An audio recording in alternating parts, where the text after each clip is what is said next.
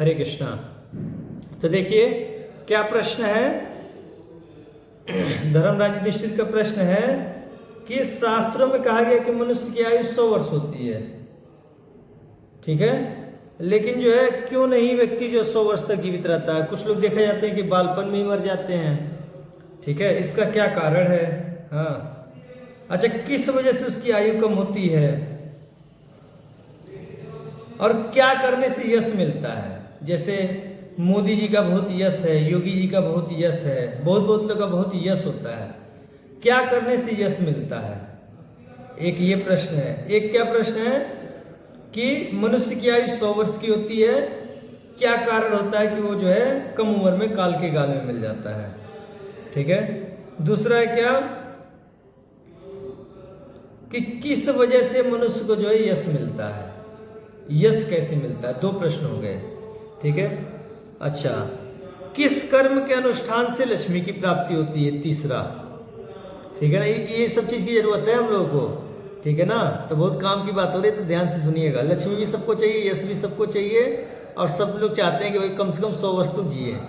भाई हमारे हाथ में तो है नहीं, मरना तो पड़ता ही है, लेकिन कम से कम 100 साल तक जिया जाए। तो सब लोग 100 साल तक जीना चाहते हैं, तो भाई वो भी प्रश्न है युधिष्ठिर का, महाराज युधिष्ठिर का। सब लोग चाहते हैं कि भाई हमारा यश हो, बहुत लोग हमको जाने, ठीक है, वो भी प्रश्न पूछा है युधिष्ठिर महाराज ने। तीसरा क्या, लक्ष्मी की प्राप्ति कैसे हो, बिना लक्ष्मी का कोई काम नहीं होता है, ऐसा लोग कहते हैं। हमारा ऐसा मानना नहीं है। हमारा ऐसा मानना है कि लक्ष्मी से ही सारा काम बिगड़ता है, ठीक है।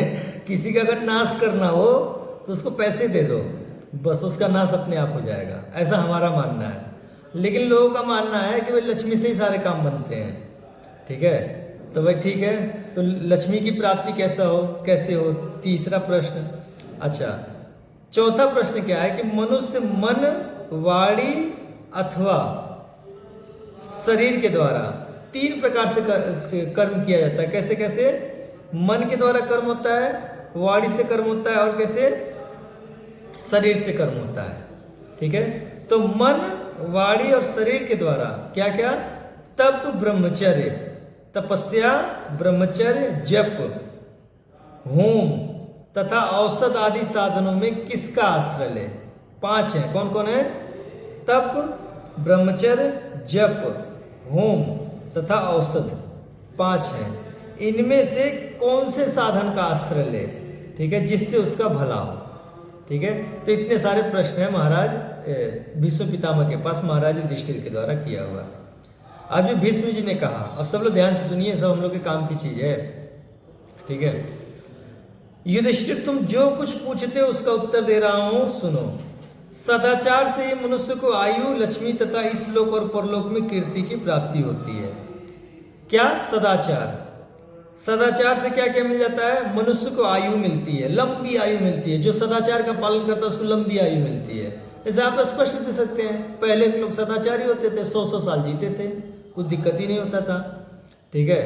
अच्छा, अब जो कोई सदाचार रह नहीं गया तो सबकी जो आयु जो है घट गई, ठीक है। तो सदाचार से क्या क्या हो जाता है, मनुष्य को आयु और लक्ष्मी भी मिल जाती है। पहले के लोग जो है खुशहाल थे, कोई कमी नहीं थी उनको, खाना पीना इतना ठाठ से रहते थे। हमारे पिताजी जब बताते हैं तो हम जो चकमा खाते हैं कि अरे बाप रे बाप, हाँ, इतना जो ये लोग ऐश्वर्य में रहते थे। क्या बोलते थे, ये खाते थे, ये खाते थे, घी खाते थे। हाँ, तो घी देखने को नहीं मिल रहा है। हाँ, खाने की तो बात दूर रही, बहुत महीनों से योजना बना रहा हूँ, इस महीने घी खरीद के लाऊंगा, इस महीने घी खरीद के लाऊंगा, आ ही नहीं पा रहा है। वो लोग बता रहे हैं कि घी तो ऐसे घर में फेंके रहते थे, ठीक है। और ऐसी ऐसी वस्तुओं का नाम बताते हैं जो भी सुनने को नहीं मिलता है समाज में, ऐसी चीजें खाए हुए हैं वो लोग, ठीक है। तो जो है सदाचार से मनुष्य को आयु, लक्ष्मी मिल जाती है, घर हमेशा उनका भरा रहता था अन्न आदि से, ठीक है। लक्ष्मी और परलोक में कीर्ति प्राप्त होती है। इस लोक में तो भाई जिसके पास में लक्ष्मी रहेगी, आयु रहेगी, उसको तो कीर्ति मिलेगी। परलोक में भी कीर्ति दे देता है सदाचार, ठीक है। जैसे लोग जो है अभी पता नहीं कैसा जो एजेंडा तैयार किया गया और किस प्रकार से उसको प्रचार किया गया कि लोगों के मन में ऐसी धारणा बनी हुई है, हमारे मन में भी धारणा थी कि जो पहले के लोग थे वो बड़े दुखी थे, ठीक है। अच्छा, कुछ नहीं था उनके पास, कुछ नहीं था, मर रहे थे सब लोग गरीबी में। ठीक है, ये तो अंग्रेज आ गए, जब से अंग्रेज आ गए तब से हम लोग के पास सब कुछ हो गया। ठीक है, ऐसी जो है धारणा बनाई गई थी इस देश में। हर एक युवा, आज भी जो सभी युवा के मन में यही धारणा होती है कि हमारे पास कुछ नहीं था, हम जो एकदम भुक्के नंगे थे हम लोग। ठीक है, तो ये क्या है, एजेंडा के तहत जो इसको फैलाया गया है। ठीक है, हम भूखे नंगे नहीं थे, हम जो है समृद्ध थे। आप जो है अपने घर के बुढ़ों से पूछना कि हमारी समृद्धि कैसी थी और कैसे वो घटी है, वो बताएंगे। हम स्पष्ट पूछते हैं, अभी हमारे देखने में हमारे घर में बहुत सारे पीतल के बर्तन हुआ करते थे, अभी जो एक नहीं है, बस एक पीतल का लोटा है भगवान शिव को जल डालने के लिए, बस, और कोई भी मामला नहीं है पीतल का। ठीक है, सब कहानी खत्म है। और पहले बड़े बड़े बर्तन हमारे घर में पीतल के हुआ करते थे, क्यों? समृद्धि थी, तभी तो पीतल के बर्तन हुआ करते थे। ठीक है, तो अभी वो क्यों चले गए? क्योंकि भिखमंगाई आ गई। ठीक है, तो इसीलिए वो पीतल के बर्तन सारे जो है चले गए। ठीक है, और पिताजी हमारे बताते हैं कि पीतल के ही नहीं, सोने चांदी के भी बर्तन हम लोगों ने देखे अपने घरों में। ठीक है, तो ये देखिए, ये सब क्या है, समृद्धि थी, पहले वो घटती जा रही है। क्यों घटती जा रही है? क्योंकि सदाचार का लोप होता जा रहा है। तो सदाचार का लोप आएगा तो क्या होगा? ये सब आयु घट जाएगी, लक्ष्मी नहीं रह जाएगी घर में। ठीक है, और परलोक तो क्या, नरक में ही जाने वाले हैं सब लोग, एक लाइन लगा के। ठीक है, तो हाँ, तो मैं बता रहा था कि एजेंडा के तहत जो ये सब चीज़ें फैलाई गई हैं। देखिए, हमारा जो साइंस है, हमारे सनातन धर्म का जो हमारा रहन सहन का तरीका है, आज नहीं कल सबको जो इसी रास्ते पे आना पड़ेगा, हार थक के। अभी खोज ओज कर लो, ठीक है, सब अपना जो इलाज करा लो, दुर्गति करा लो, पूरी दुनिया वालों आओगे उसी रास्ते पे, वही जो है सबसे बेस्ट है।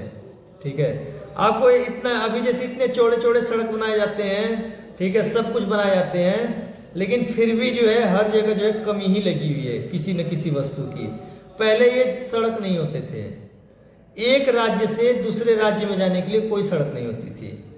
ठीक है, एक शहर से दूसरे शहर में जाने के लिए कोई सड़क नहीं होती थी।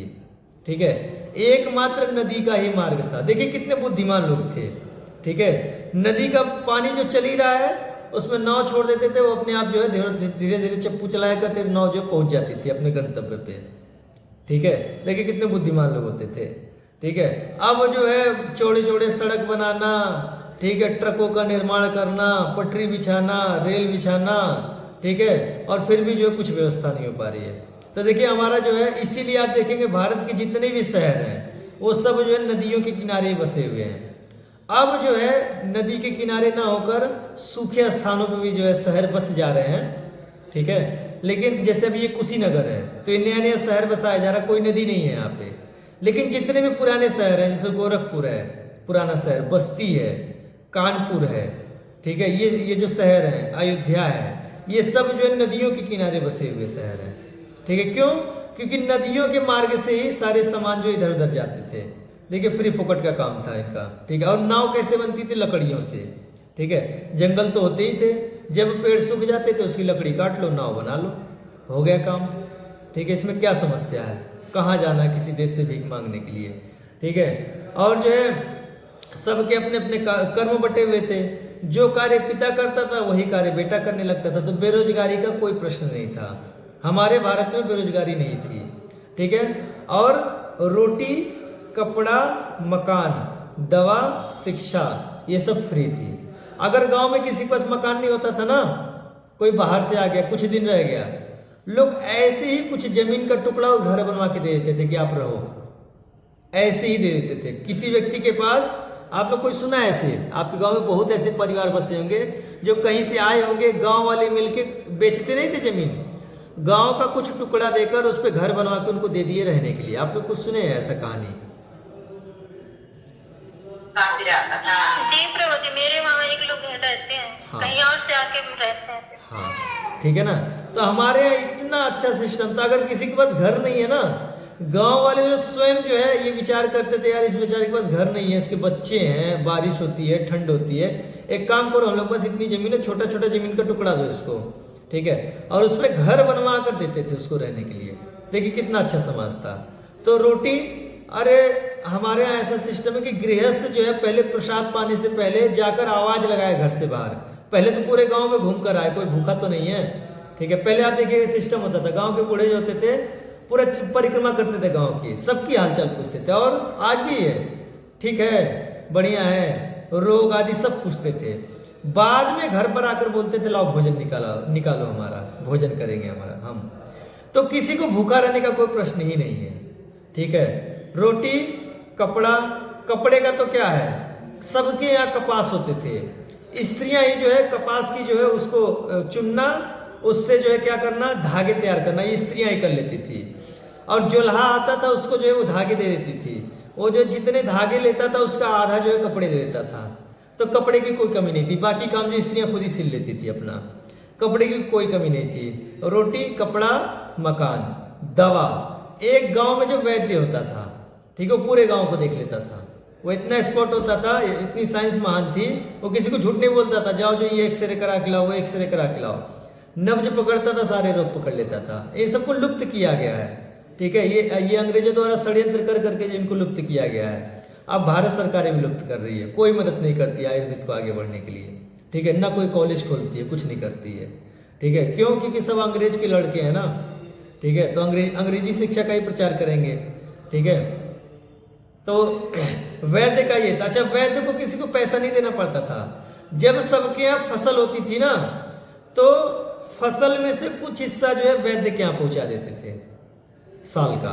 चाहे दवाई हो या ना हो, साल में कोई नहीं बीमार पड़ा है, फिर भी जो है वैद्य के यहाँ अन्न जाएगा, ठीक है। ये सिस्टम होता था। अच्छा, रोटी, कपड़ा, मकान, दवा, शिक्षा।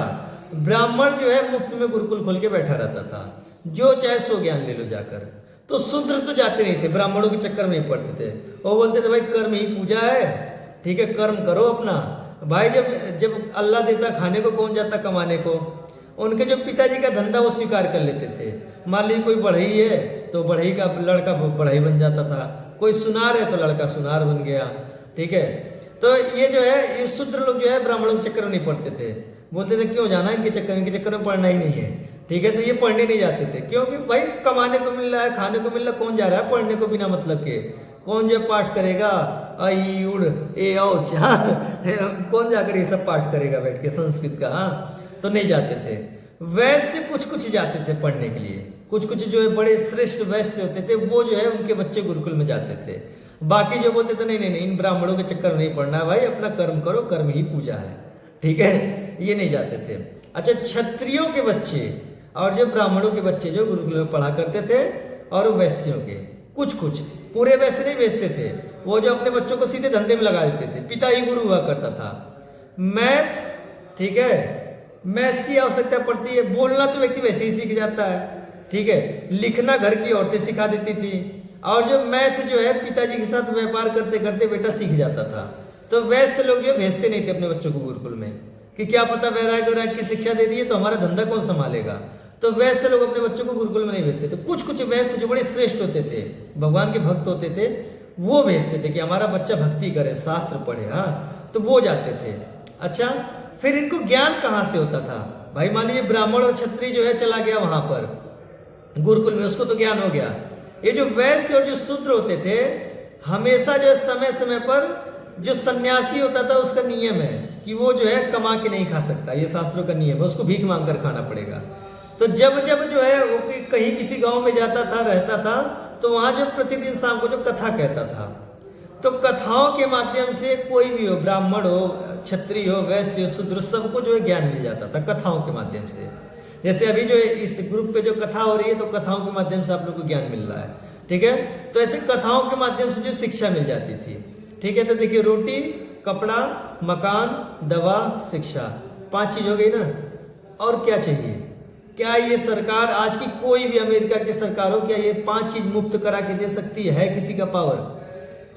शिवम प्रभु,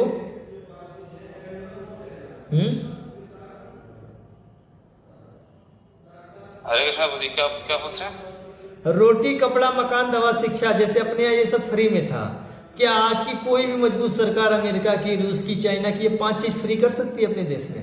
है उनके पास ऐसी बुद्धि? नहीं हो पाएगा।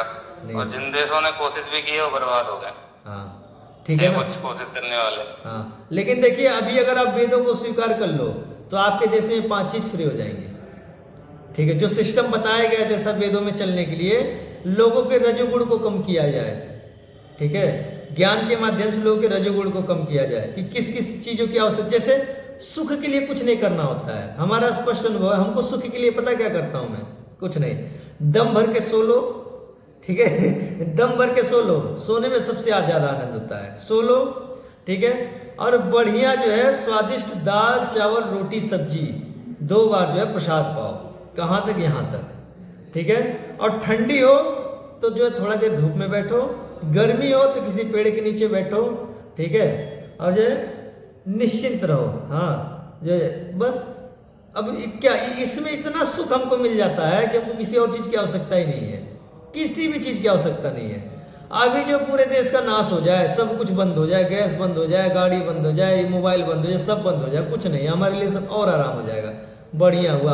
आज के बाद से लेक्चर नहीं देना पड़ेगा भाई। मान लीजिए मोबाइल है तो भाई भगवान पूछ लेंगे कि तेरे पास मोबाइल था तो क्लास क्यों नहीं देता था, ठीक है। लेकिन भाई अगर ये मोबाइल वाल बंद हो जाए तो कहेंगे भाई बढ़िया हुआ, जब मगज मारी गई, ठीक है, आफत टला, हाँ, चुपचाप से अपना शास्त्र पढ़ूंगा, ठीक है। हमको जो है बाकी किसी चीज से कुछ नहीं, इतना सुख मिल जाता है इन्हीं सब चीजों में, बढ़िया से खाना, बढ़िया से सोना, और जो है बढ़िया से मौसम अनुरूप जो है सुख प्राप्त करना, ठीक है।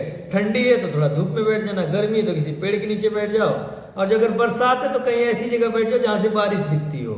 इतना आनंद आता है बारिश को आवाज सुनने में, फिर वो जो मिट्टी की खुशबू होती है उसको सूंघने में, जब पहली बारिश होती है जो मिट्टी की खुशबू होती है उसको सुने, और वहां बैठकर जप करते रहो बारिश को देखते देखते, इतना आनंद मिलता है। और बिना मतलब के जो है, हाँ, रजाई कंबल मुलायम मुलायम सोफा, हाँ, टीवी, हाँ, झूमर पूमर घर में भरे जा रहे हैं, गाड़ी पे गाड़ी खरीदे जा रहे हैं, यहाँ घूमने जाना वहां घूमने जाना है, ठीक है, बस ऐसे कुछ कहीं सुख नहीं मिल रहा है, नहीं मिल रहा इसलिए इधर उधर घूम रहे हैं। मिल जाता तो शांत हो जाते, जैसे कि मान हमको सुख मिल गया तो शांत हो गए, अब कहीं नहीं आ जा रहे हैं, अपना निश्चिंत है।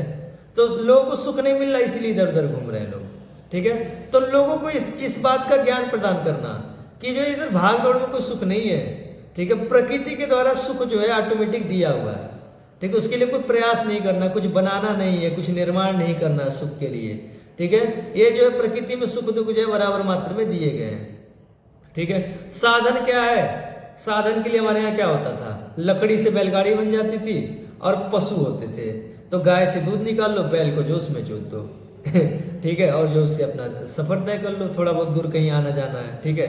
या कोई बहुत अमीर होता था वो घोड़े रख लेता था, ठीक है, घोड़ा भी चलता लगभग बहुत तेजी से, ठीक है। तो देखिए कितना अच्छा है, न बैलों की हत्या होती थी न कहीं कुछ होती थी, ठीक है। और मान लीजिए मनोरंजन में क्या क्या होते थे, लोग कुश्ती देखते थे। आज भी आप कुश्ती देखना कितना आनंद आता है। ये जो फेसबुक व्हाट्सएप पे जो रील्स देखते हैं उसका कुछ आनंद नहीं, आप एक बार कुश्ती देख लोगे ना फैन हो जाओगे, लाइव कुश्ती देख लोगे।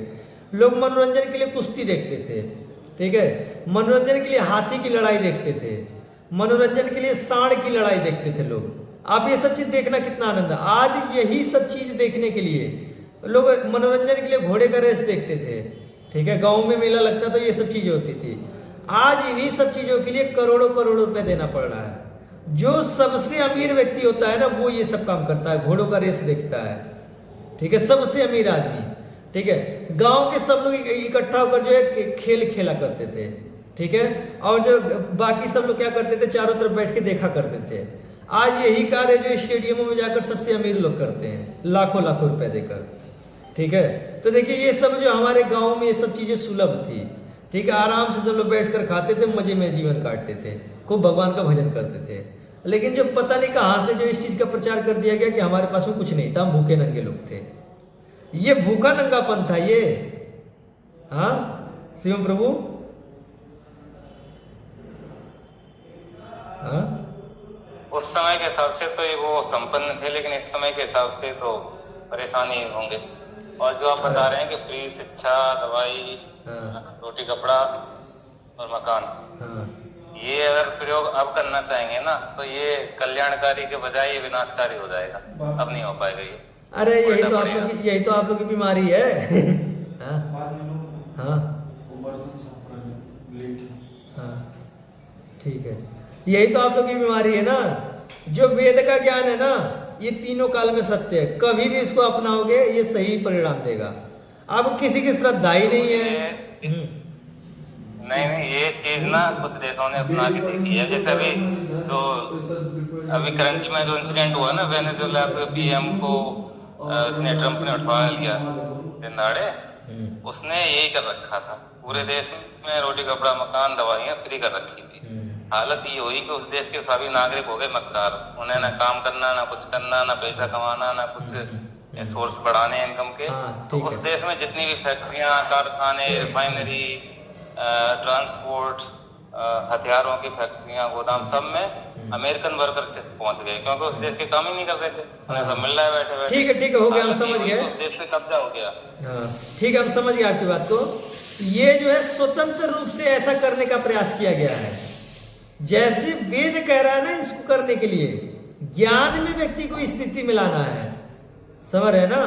जैसे जो है आलसी नहीं बनाना व्यक्ति को, बाद में इसके बदले में भजन करवाना उससे, ठीक है ना, उसको जो शास्त्र पढ़वाना है, ये जो ज्ञान में स्थित करा के कार्य कराना। उन्होंने क्या किया, कॉपी तो कर लिया, लेकिन अपनी बुद्धि लगाकर इसको पालन कराने का प्रयास किया, तो क्या हो गया, आलसी हो गए लोग।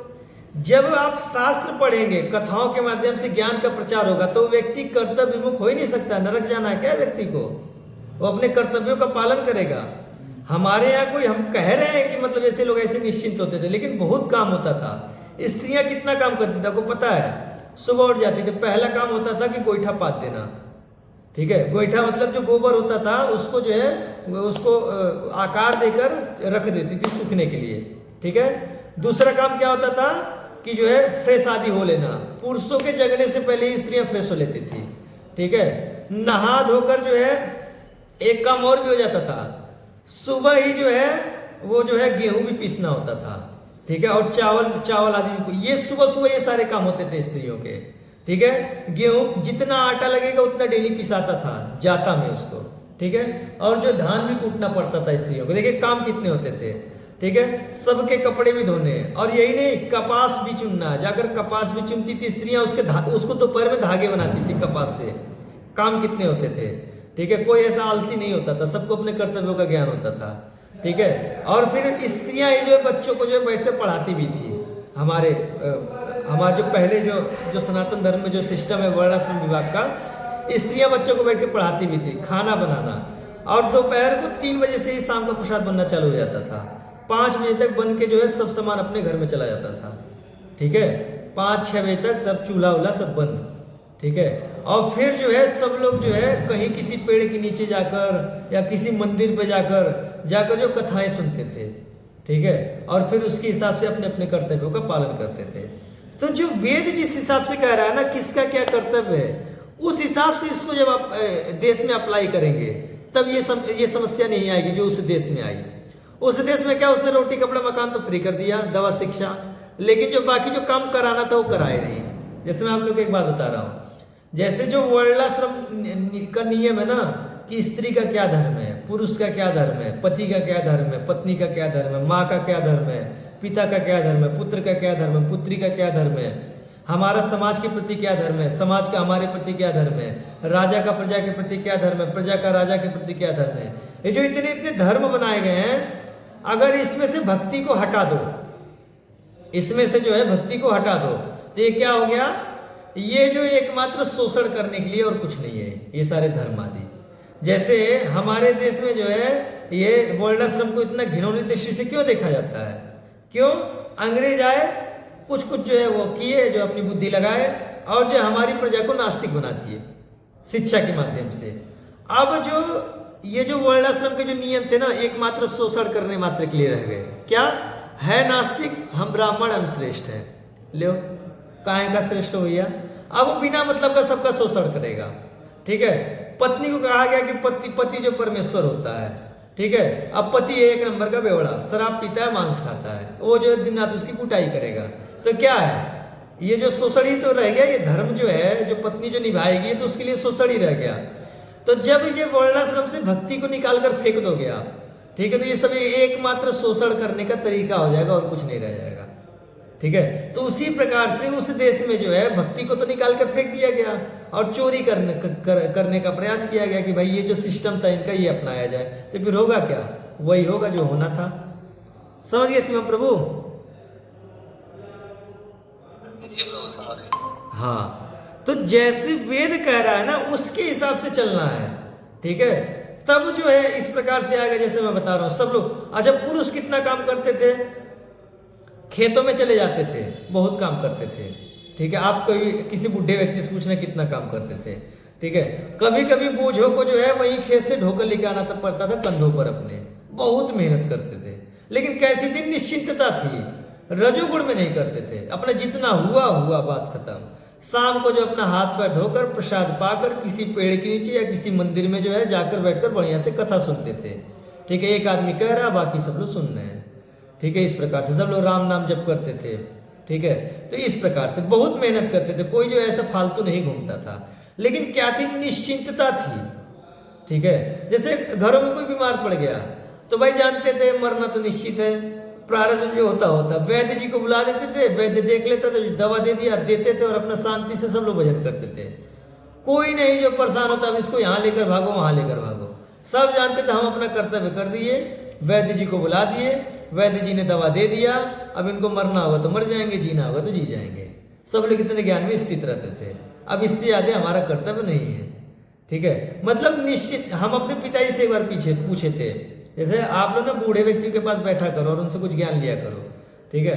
हम जो है जैसे इसीलिए सनातन धर्म में सुरक्षा करने के लिए कहा गया, किसका किसका? स्त्रियों की रक्षा होनी चाहिए, ब्राह्मणों की रक्षा होनी चाहिए, गाय की रक्षा होनी चाहिए और वृद्ध पुरुषों की रक्षा होनी चाहिए। सनातन धर्म में 4 लोगों की रक्षा करने के लिए कहा गया है। तो जब मैं अपने पिताजी से मिलता हूँ तो बहुत बहुत प्रश्न करता हूँ, हमारे पिताजी बताते हैं, उत्तर देते हैं, बहुत अच्छा लगता है हमको।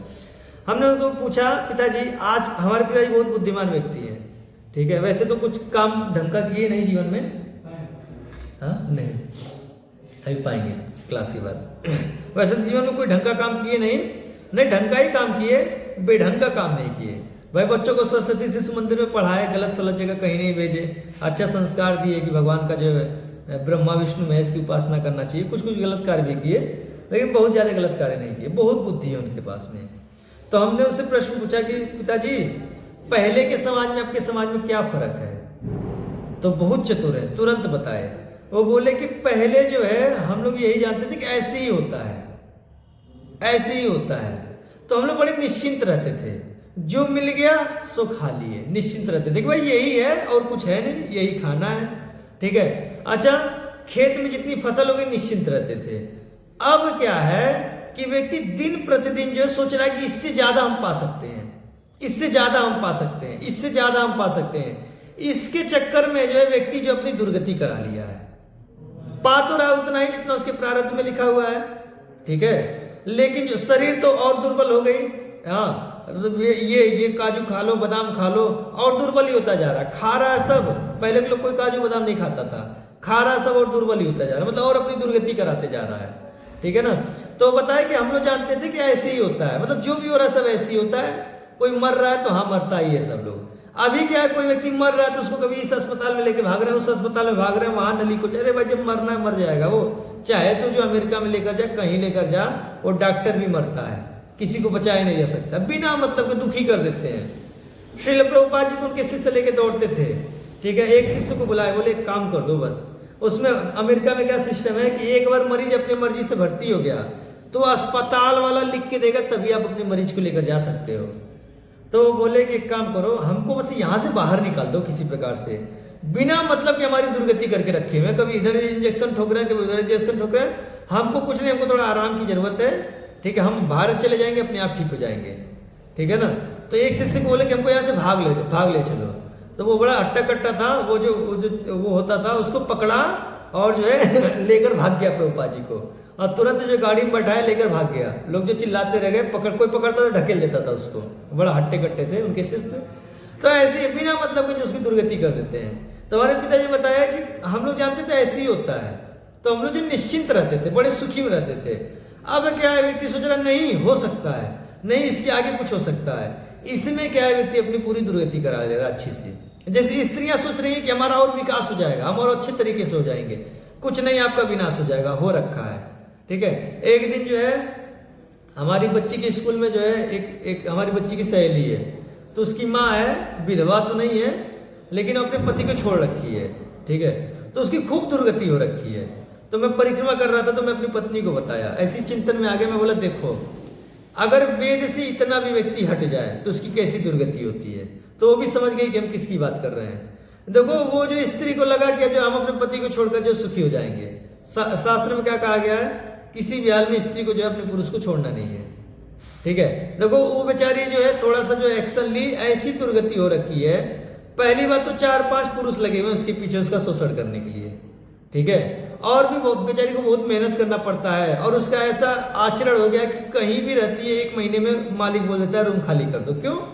क्योंकि उसका आचरण ऐसा हो गया है।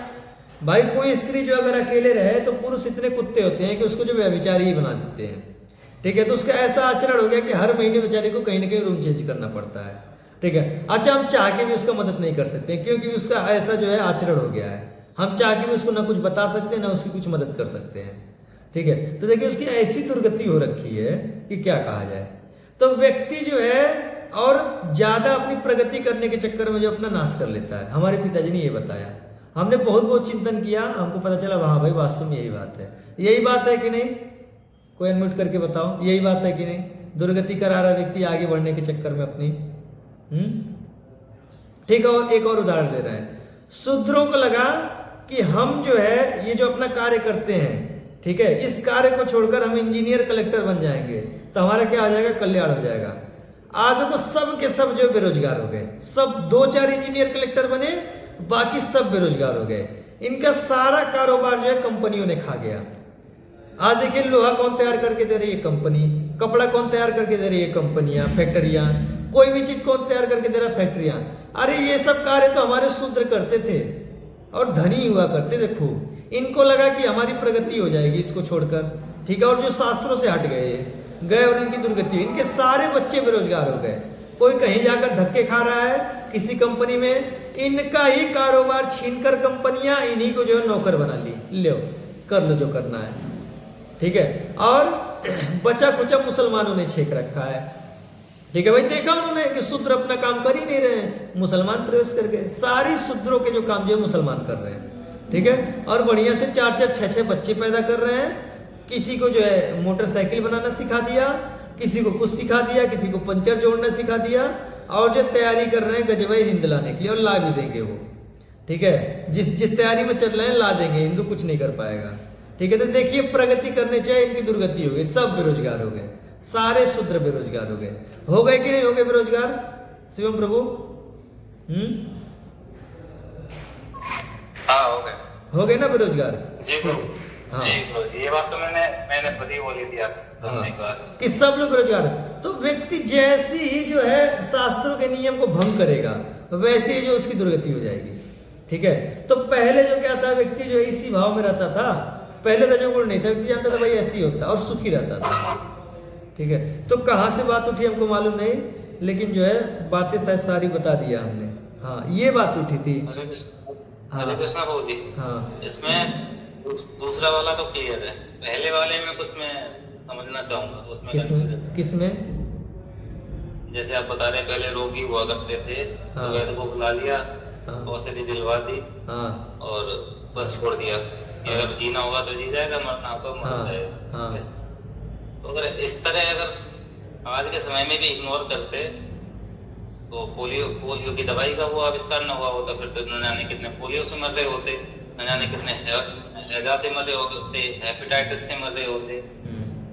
तो फिर अरे भैया थोड़ा समझो, ये जो नए नए रोग बता रहे हो ना, ये जो हमारे जो है मलेच्छपना की वजह से तो होते हैं ना। ये हम जो उल्टे सीधे कार्य कर रहे हैं, पता नहीं क्या क्या जो है इस धरती से निकाल रहे हैं, ये प्रकृति का बैलेंस है।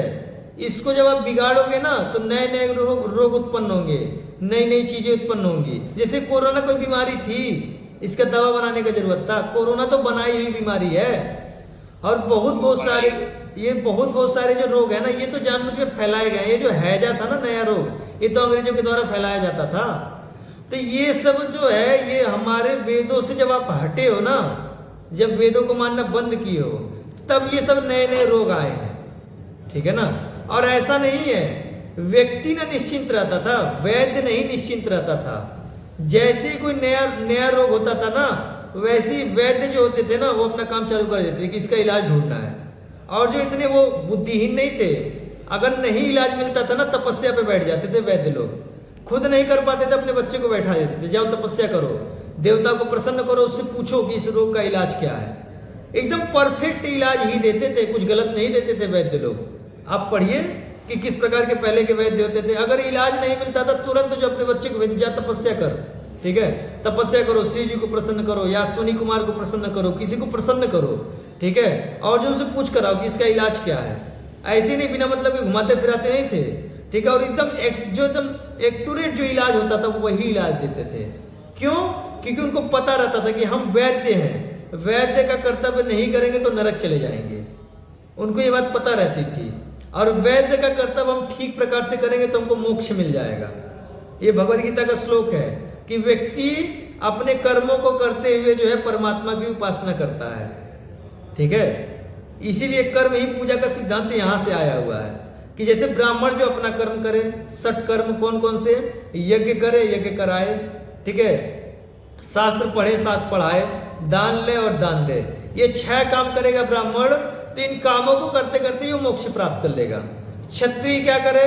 ब्राह्मणों की बात माने, ठीक है, प्रजा का पालन करे, ठीक है, तो वो जो है इन कामों को करते करते ही मोक्ष प्राप्त कर लेता था ईमानदारी से, ऐसा शास्त्रों में कहा गया है। वैसे क्या करे? कृषि, वाणिज्य और जो गौ रक्षा, ये 3 कामों को करते करते वो मुक्ति प्राप्त कर लेता था। उसका यही धर्म होता था। शूद्र जो है दूसरों की सेवा करना किसी न किसी माध्यम से, ठीक है, तो वो जो इन कामों को करते करते ही मोक्ष प्राप्त कर लेता था। ये भगवद गीता का श्लोक है, 18वें अध्याय में आता है, मैं आप लोगों को सुना रहा हूँ। तो क्या हमारे पास भगवद गीता नहीं रखी है, मैं ला रहा हूँ, ठीक है। स्वे स्वे कर्मण्य भीरत संसिद्धिम लभते नर स्वकर्म निरत सिद्धिम यथा विंदति तच्छिणु। कि स्वे स्वे अपने अपने, मतलब जिसके अपने अपने जो कर्म है, ब्राह्मण के, क्षत्रिय के, वैश्य के, शूद्र के, उसके अपने अपने कर्माणि कर्म में अभिरत निरत नर मानव संसिद्धिम, संसिद्धि मतलब ज्ञान योग्यता, लभते लाभ करते हैं, अपने अपने कर्मों को करते करते ही जो है ज्ञान को लाभ करते हैं, ठीक है। स्वकर्म निरता, अपने अधिकार विहित कर्म में तत्पर व्यक्ति यथा जिस प्रकार सिद्धि विंदति प्राप्त करते हैं तत् उसे सुनो, ठीक है। कह रहे कि अपने अपने कर्मों में निरत रहते हुए किस प्रकार से जो है किसको प्राप्त करते हैं? सिद्धि को प्राप्त करते हैं, उसको हमसे सुनो। क्या कह रहे हैं? यथा प्रवृत्ति भूतानाम येन सर्वम इदम ततम स्वकर्मणा तमभ्यर्च सिद्धि विंदति मानव। कि यथा जिनसे भूतानाम जीवों की प्रवृत्ति उत्पत्ति होती है, येन जिनसे सर्वम इदम यह समग्र विश्व ततम व्याप्त है, तम उन परमेश्वर को स्वकर्मणा अपने कर्म द्वारा अभ्यर्च्य अर्चन कर मानव सिद्धि विंदति लाभ करते हैं। कर्मों के द्वारा ही भगवान की पूजा करते थे वो।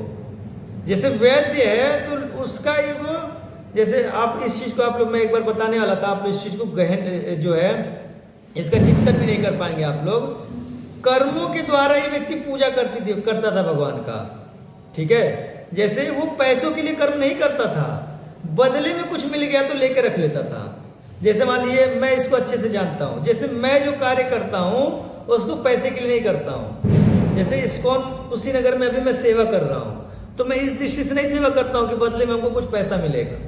मैं तो करता हूँ भगवान की प्रसन्नता के लिए। अब बदले में कुछ कुछ भक्त लोग हमको जो है दे देते हैं, तो उसको मैं रख लेता हूँ, उससे अपना परिवार चला लेता हूँ। पहले ऐसे ही सब लोग थे, वो अपने कर्मों के द्वारा जो है भगवान को प्रसन्न करते थे। अच्छा, भगवान को प्रसन्न करना है तो शास्त्र से जानते थे। सब व्यक्ति जो जाके साधुओं की चरण पकड़ता था कि महाराज ज्ञान दीजिए, कैसे जो अपने कर्तव्य को हम ठीक प्रकार से करें, ठीक है। साधुओं से लोग ज्ञान लेते थे कि अपने कर्तव्य को कैसे ठीक प्रकार से किया जाए, ठीक है। इसीलिए जो क्षत्रिय जो है अपने बच्चों को जो जान की बाजी लगा देता था, मरे चाहे जितने, लेकिन प्रजा की रक्षा होनी चाहिए। क्यों? क्योंकि उसको पता रहता था ये भगवान की पूजा है। जैसे गुरु गोविंद सिंह क्या बोले जब उनके बच्चे मर गए? बोले तेरा तुझको अर्पण क्या लागे मेरा। भाई आपने दिया था और आपने ले लिया, मेरा क्या लगा, मेरा तो कुछ भी नहीं लगा। तो वो जो है जो क्षत्रिय होता था वो प्रजा की रक्षा करता था, जान की, अपनी भी जान की बाजी लगा के अपने बच्चों की भी जान की बाजी लगा। क्यों? क्योंकि जानता था ये भगवान की पूजा है। वैश्य जो होता था वो गौ रक्षा करता था। व्यापार करता था बहुत ईमानदारी से, ताकि लोगों के पास जो वस्तुएं पहुंचेंगी उससे व्यक्ति जो भगवान की उपासना करेगा। ठीक है, जब सारी वस्तुएं पहुंचेंगी तभी तो यज्ञ आदि होंगे, भगवान की आराधना होगी। तो इसलिए बड़ी ईमानदारी से व्यापार करता था। शूद्र जो सोचता था अगर हम सेवा नहीं करेंगे तो समाज में क्या उत्पात मच जाएगा, तो बड़ी ईमानदारी से जो सबकी सेवा किया करता था वो, उससे जो भगवान की उपासना करता था वो। भगवान कह रहे हैं चातुर्वर्ण्यम मया सृष्टा गुण कर्म विभाग स, कि 4 वर्णों की सृष्टि मैंने की है और गुण और कर्मों के हिसाब से इसका विभाग किया है। ठीक है, तो यहाँ बता रहे हैं कि अपने अपने कर्मों से ही व्यक्ति जो परमेश्वर की उपासना करता है और उसी से जो वो सिद्धि को प्राप्त करता है, उसी से सिद्धि को प्राप्त कर लेता था। तो पहले के जो वैद्य होते थे वो ऐसे नहीं, जो ऐसे व्यक्ति निश्चिंत रहता था, लेकिन वैद्य नहीं निश्चिंत रहता था। वैद्य पूरा दम लगा देता था कोई नया रोग आया तो उसका खोज करने के लिए। ठीक है, और आप भी देखिए कोरोना आया था, क्या पता सही था कि नहीं था। ये जो अपने बाबा रामदेव हैं, इन्होंने तुरंत जो कोरोना की दवाई बनाया नहीं, क्या चुपचाप बैठे हुए थे क्या? ये तुरंत कुछ ना कुछ खोज किया ना, पता नहीं कितने हद तक सही था नहीं था। ठीक है, लेकिन तुरंत बनाया ना इन्होंने कुछ न कुछ तो। हाँ, उन्होंने जो कोरोनिल नाम से किट बनाई थी वो बेकार की, यूजलेस थी, जो भी थी, उसकी जो भी थी, हम ये नहीं कह रहे कि सही थी खराब थी, लेकिन कुछ ना कुछ तो किया ना। समझ रहे नहीं समझ रहे? तो वैसे ही पहले के जो वैद्य हुआ करते थे वो नहीं चुप बैठते थे, वो कोई भी रोग आता था नया, और पहले इतने रोग ही नहीं आते थे क्योंकि व्यक्ति जो है शास्त्रों के नियम का उल्लंघन करता ही नहीं था। ठीक है, और जो ज्यादा ज्यादा क्या होता था, बुखार हो जाता था। ठीक है, 2-4 दिन में सही हो जाता था, इतना ही होता था बस, इससे ज्यादा नहीं होता था। ठीक है, और उतना जो है व्यक्ति नब्ज पकड़ के वैद्य पकड़ लेता था, इसको हुआ हो क्या रखा है। ठीक है, तो ये इस प्रकार से आप ऐसा मत समझिए कि पहले के लोग जो मतलब ऐसे व्यक्ति निश्चिंत रहता था, लेकिन जिसका जो कर्तव्य वो नहीं। जैसे राज्य में चैन की नींद प्रजा सोती थी, राजा नहीं सोता था। वो जो है रात दिन इसी चक्कर में रहता था कि अपने लड़के की किस लड़की से विवाह कराऊं और जो इसके खूब ढेर सारे संतान उत्पन्न कराऊं, जो क्या करे इस प्रजा की रक्षा करें। ठीक है, वो रात दिन इसी चक्कर में। आप महाभारत पढ़ के देख लो, यहाँ शादी करा दिया, वहाँ शादी करा दिया, इससे रिश्ता कर लो तो हमारा जो है वो हमारा राज्य मजबूत हो जाएगा, ये हमारी सहायता करेंगे, कभी कोई हमारे ऊपर आक्रमण करेगा तो ये हमारी सहायता कर देंगे। तो एक काम करो, इनकी लड़की बड़ी हुई है तो अपने लड़के से इनका विवाह करा दो। रात दिन जो इसी फिराक में रहता था कि प्रजा की रक्षा कैसे हो। लेकिन प्रजा जो निश्चिंत से सोती थी, उसको पता रहता था कि राजा जो है हमारी रक्षा करेगा ही करेगा। एक दिन जो है मैं बहुत बातें बता रहा था, लोगों को बताया, बस में था, मैं बताया कि हिंदू जो है बड़े नीचड़ होते हैं, हिंदुओं से बड़ी नीच कौम हमने देखी ही नहीं। ठीक है, ये जो है अपनी रक्षा नहीं करते हैं। बहुत कुछ बताया हमने, बाद में बताया कि इनकी बेचारों की गलती नहीं है। क्यों? कि इनके खून में है कि राजा रक्षा करेगा, हम क्यों अपनी रक्षा करें। समझ रहे नहीं समझ रहे हैं? क्योंकि हिंदुओं के जो राजा हुआ करते थे वो इतने प्रतापी हुआ करते थे, वो प्रजा को लेते ही नहीं थे इस काम में, वो स्वयं ही जो है रक्षा कर लेते थे पूरे राज्य का। और वो जो है पूरा अपना कर्तव्य समझते थे कि प्रजा का हमको रक्षा करना है, प्रजा का पालन करना है। और रक्षा सिर्फ ऐसा नहीं है कि बाउंड्री की रक्षा करना है, उनका शरीर स्वस्थ हो, उनका मन स्वस्थ हो, सब लोग भगवत धाम की ओर जो अग्रसर हों, इसको रक्षा करना कहा जाता है। ठीक है, राज्य में एक भी पशु नहीं कटने देते थे। ठीक है, अगर जो किसी को मांस खाना है तो यज्ञ करके खाओ, बिना यज्ञ के आप मांस नहीं खा सकते हो। ये सारी चीजें जो पूरा अच्छे से सुचारू रूप से चलाते थे। तो प्रजा निश्चिंत रहती थी, लेकिन राजा नहीं निश्चिंत रहता था। ठीक है, बच्चे निश्चिंत रहते थे, गार्जियन निश्चिंत रहते, लेकिन ब्राह्मण नहीं निश्चिंत रहता था। वो हमेशा किसी न किसी ऋषि महर्षि के पास जाकर ज्ञान लेता रहता था, किस प्रकार से अपने ज्ञान को बढ़ाऊं और अपने गुरुकुल के जो बच्चे आ रहे हैं उनको और अच्छी प्रकार से जो और अच्छा ज्ञान दें हम। तो जो गुरु जी थे वो नहीं निश्चिंत रहते थे, गार्जियन निश्चिंत रहते थे और जो बच्चा था वो निश्चिंत रहता था। ठीक है ना, समझ गए शिव प्रभु? जी प्रभु समझ गया। जैसे प्रजा निश्चिंत रहती थी, वैसे नहीं निश्चिंत रहता था। वैसे सोचता था कि हम कहाँ से जो क्या जो है लेकर आए, जिससे जो है हमारे जो गांव के लोग हैं उनका जो है सारे कर्म हो जाएं, यज्ञ आदि हो जाएं, भगवत पूजन आराधना आदि हर एक चीज की जरूरतें पूरी हो जाए। तो प्रजा निश्चिंत रहती थी कि जो है मतलब जो मिलेगा वो भाई उसी से अपना भगवान की सेवा करेंगे। लेकिन जो वैश्य नहीं निश्चिंत रहता था, वो जो है भ्रमण कर करके जो है अलग अलग जगह से जो औषधियाँ लाना, ठीक है, ये कार्य जो है वैश्य करता था। ठीक है ना, तो भाई देर सवेर किसी को समझ में आएगा, और अभी नहीं आता है समझ में, अभी भी कभी कभी आ जाता है। जैसे ये जो अभी मलेच्छों का राज्य चल रहा है ये 300 वर्षों का है बस। जो भारत में लोकतंत्र है, ये लोकतंत्र 300 वर्ष तक चलेंगे। इसके बाद इतना ज़्यादा ये प्रजा परेशान हो जाएगी कि इनका जो बढ़िया से इलाज करेगी लोकतंत्र वालों का। फिर जो है फिर बाद में फिर से राजतंत्र आएगा, और जो फिर कितने वर्षों तक चलेगा? 4500 वर्षों तक फिर से राजतंत्र चलेगा, 4500 वर्षों तक। ठीक है, फिर उसके बाद जो फिर गड़बड़ाएगा सिस्टम। ठीक है, तो ये लोकतंत्र जो है 75 वर्ष बीत गए हैं, 225 वर्षों का और इसका जीवन है लोकतंत्र का। फिर ये प्रजा पूरी इससे परेशान हो जाएगी, इसका जो है बाइकाट कर देगी। जैसे नेपाल में कर रहे थे ना, खोज खोज के मार रहे थे, ऐसे ही जो इनको मारेंगे। फिर बाद में राजतंत्र आ जाएगा भारत में। ठीक है, फिर जो 4500 वर्षों तक फिर से राजतंत्र चलेगा। ये सब शास्त्रों में लिखा हुआ है, आप पढ़िए, विष्णु पुराण पढ़िए, श्रीमद् भागवतम पढ़िए, भविष्य पुराण पढ़िए, सब चीज़ें लिखी हुई हैं। ठीक है, तो ये सब फेल है मामला। अभी कुछ ही दिनों में सबके सामने आ जाएगा कि जिस रास्ते पर हम जा रहे हैं वो क्या हमको गर्त की ओर लेकर जा रहा है। कुछ ही दिन में सबको समझ में आ जाएगा, और सब लोग फिर से जो है वेदों को अपनाएंगे। ठीक है, अभी 100-200 साल में ये सब चीज़ें होने वाली हैं। ठीक है, ठीक है, तो आज का क्लास तो इसी पे हो गया। उत्तर तो हुआ ही नहीं। हाँ, उत्तर हुआ, सदाचार। एक उत्तर किया, ये अध्याय तो बहुत लंबा है, लेकिन एक चीज पकड़ में आ गई क्या? विश्व पितामह जी कह रहे हैं कि भाई सदाचार से मनुष्य को आयु, लक्ष्मी तथा इहलोक और परलोक में कीर्ति की प्राप्ति होती है। तो मैं आप लोगों को बता रहा था कि पहले के लोग सदाचारी हुआ करते थे, तो कोई ये सब चीज उनको अपने आप प्राप्त हुआ करती थी, इसके लिए बहुत ज्यादा परिश्रम नहीं करना पड़ता था। आजकल के लोग सदाचारी नहीं है और परिश्रम खूब करते हैं, इसीलिए उनको कुछ भी प्राप्त नहीं होता है। ठीक है, ठीक है, हरे कृष्णा। किसी का कोई प्रश्न है तो पूछ लीजिए। ये बोलना चाह रहा हूँ कि आज के समय में तो देखा जा रहा है कि जो सदाचारी हैं वो जल्दी निपट लेते हैं। आज के समय में तो सदाचारी लोग जल्दी निपट ले रहे हैं। हाँ, तो आप क्या जानते हैं सदाचार के विषय में? अब मैं तो जो कुछ मुख्य व्यक्ति जो नाम है उनके साथ ही बता सकता हूँ, जैसे गुलशन कुमार थे। हाँ, किस आधार पर आप सिद्ध कर रहे हैं कि वो सदाचारी थे? क्या जानते हैं आप सदाचार के विषय में? कहाँ से पढ़े हैं सदाचार के विषय में? अभी कल बताया जाएगा सदाचार क्या होता है। अभी तो बस उन्होंने बोल दिया ना सदाचार।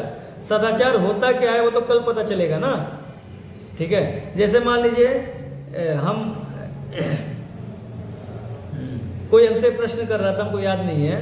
ठीक है, तो हमने उसको बताया कि आप लोग किस आधार पर यह तय करते हो कि ये व्यक्ति खराब है, ये व्यक्ति अच्छा है? भाई ये तो शास्त्र तय करे। हाँ, ठीक। हमारे जो है जीजा जी प्रश्न कर रहे थे कि भाई जो है हमने कोई पाप कर्म किया नहीं, फिर जो इतना कष्ट क्यों झेलना पड़ा? ठीक है, तो मैं उनको बता रहा था, बाद में उन्होंने बात काट दी। ठीक है, मैं उनको बता रहा था कि आप लोग किस आधार पर तय करते हो कि क्या पाप कर्म है, क्या पुण्य कर्म है? ये तो शास्त्र तय करेगा ना। ये शरीर कौन दिया? हमने बनाया इस शरीर को। ये शरीर प्रकृति ने बना के दिया है। ठीक है, भगवान ने बनाया है। तो भगवान शास्त्रों के माध्यम से तय किए हुए हैं क्या पाप और क्या पुण्य है। वहां से देखना पड़ेगा। वहां से देखो, रात दिन पाप ही करते हैं हम लोग और कुछ नहीं करते हैं। ठीक है, और जो वास्तव में जो सदाचार कर रहे हैं, आप कौन मर रहा है? विनोद बाबा देखो 82 साल के हो गए, डेली 7 किलोमीटर की परिक्रमा करते हैं। हाँ, एकादशी के दिन निर्जला व्रत रहते हैं, रात भर कीर्तन करते हैं, रात भर चिल्ला कीर्तन करते हैं। क्या हो गया? हमको कुछ हो गया है? क्यों? क्योंकि सदाचारी हैं। ठीक है, हमारे गुरु महाराज 83 साल के हो गए। ठीक है, आप उनसे मिलकर देखना कि उनकी बुद्धि चली गई है, अभी भी सिद्धांत बोलते हैं वेदों के। ठीक है, और जो है, और ये तो पूरे समाज का पाप खाने की बात है। हमारे गुरु महाराज तो पूरे समाज का पाप खा रहे हैं, हजारों लोगों को दीक्षा दे रखा है, सबका पाप खाते हैं। सबका पाप खाने के बाद ये हाल है। किसी का पाप ना लेते तो पता नहीं कितना वो रहते। ठीक है, अब बहुत लोग हैं जो सदाचारी, उनका जीवन देखो आप सदाचार को क्या समझ रहे हो? बस ये समझते हो जो ईमानदारी से किसी का जो है लेता नहीं है, किसी को देता नहीं है, इसी को आप सदाचार समझ लेते होगे। ठीक है, ये थोड़ी सदाचार है। सदाचार कल बताऊंगा शास्त्रों से क्या होता है सदाचार, और बताता ही रहता हूँ सदाचार क्या होता है। ठीक है, सदाचारी तो कोई है ही नहीं ना इस समय, इसलिए जो सदाचारी हो जाते हैं 100 तक, उनको कोई नहीं रोक पाएगा। ठीक है, बोलिए आगे, किसी का कोई प्रश्न है?